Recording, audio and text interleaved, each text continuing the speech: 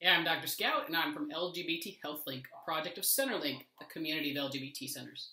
And we come here every week to bring you the top LGBT health and wellness stories around the country or the globe. So let's get right to it and find out what the top queer health news is for the week of June 5th, 2015. And it's Pride Month, in case you hadn't guessed.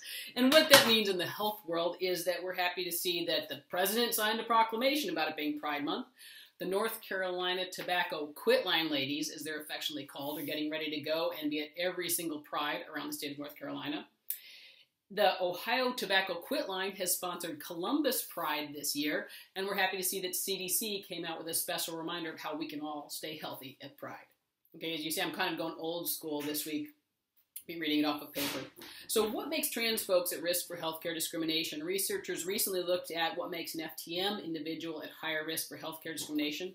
The good news is being wealthy or over 45 decreased risk of discrimination. I guess that's probably good news for me. But the bad news is almost everything else increased. And identifying as queer, being a minority, transitioning, anything else. Cue the big sigh. Bad news for bisexual men. A recent risk looked at psychological vulnerability like substance abuse, mental health concerns, HIV risk-taking. And they found that bi men were more likely to be depressed, suicidal, incarcerated, or have substance abuse problems. Obviously, the findings are depressing, but we really do love more and more research into the bi community, so please bring us more of that. There's some good news. A new study looked at attitudes towards HIV prevention methods among gay men of color and found that they were generally on board with both using PrEP and rectal microbicides to reduce HIV risk. So we're happy to see that that news is spreading.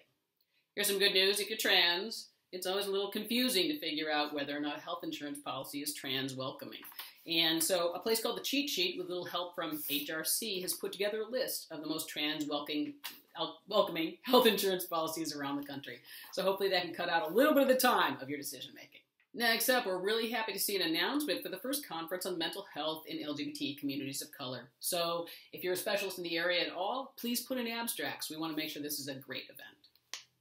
Last up for this week, if you haven't heard, you may be the only one in the country who doesn't know about it, but the woman who was formerly known as Bruce Jenner has now come out as Caitlyn Jenner.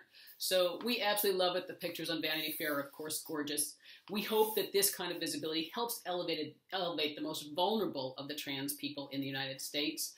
But we also want to keep it in perspective. Anti-trans discrimination is still legal, and 81.5% of medical students show some kind of anti-LGBT bias. Still, for this week, we're loving all over Caitlyn. Good job, very bold. That is it. That is all your news and stories for this week. If you like it, join us next week, same time, same place, so you can know everything there is to know about our community's health. Oh, wait. Happy Pride!